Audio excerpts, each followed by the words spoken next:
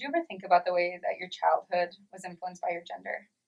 Did you play with dolls or toy trucks as a kid? Did you wear dresses or pants? Were you praised for being strong and brave or being quiet and pretty? As a society, we begin to treat children differently based on their biological sex from pretty much the minute they're born. These roles, expectations, and activities that we assign to children based on whether they're biologically male or female, those are collectively known as gender. Western society tends to view gender as a binary. You're either a man or a woman. That excludes people who don't feel they identify strongly with either gender role, or those who feel they identify with a gender role differently than the one they were associated with at birth. Children have very different experiences and receive very different messages about how they should think and act based on their biological gender, whether they're born male or female, whether they should be seen as boys or girls.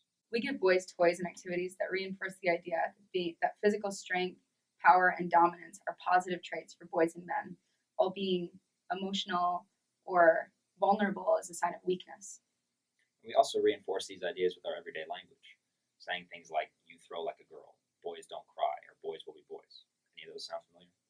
Because men are taught in childhood that vulnerability is a bad thing, they're often afraid or feel that they're not supposed to ask for help or not supposed to admit when they're feeling vulnerable or sad. And they express anger instead of fear or sadness. Men have higher rates of depression and mental illness than women, and the life expectancy for American men is 6 years lower than it is for American women. The leading cause of death for American men are stress-related disorders such as stroke and heart attack, and suicide is the 7th leading cause of death for American men. Additionally, around 8 to 10% of sexual assault victims are men. And while it's very difficult for a woman to report a sexual assault, it is in some ways even more difficult for a man to do so. Sexual assault is viewed as a very emasculating and shameful thing because in our society, sexual dominance and aggression are aggrandized. And the idea that men can prove their masculinity by hooking up with a lot of women is also harmful.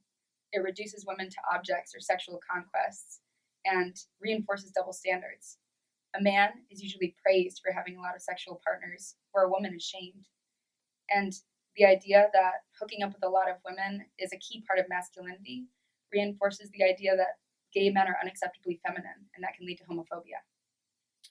Challenging these harmful aspects of masculinity and promoting healthy views of masculinity are great ways that men can be good allies, and great ways that men can stand against homophobia, transphobia, misogyny, and sexual assault.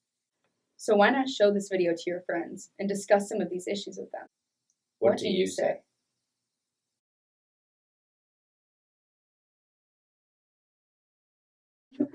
Like the moment. We should turn all the way. What do you say? No, you know what we should do? She says a line, then we walk out of frame, and then back in. What do you say? Or just come up. And then I should step down from the thing. What do you say? No. You should, while you're saying the line, I should move out of frame, and then as you finish it, it's just. What do you say? Like we did it that one time. It's you do the line, and I just. What do you say? Don't raise your chin. Like, what do you say? Okay.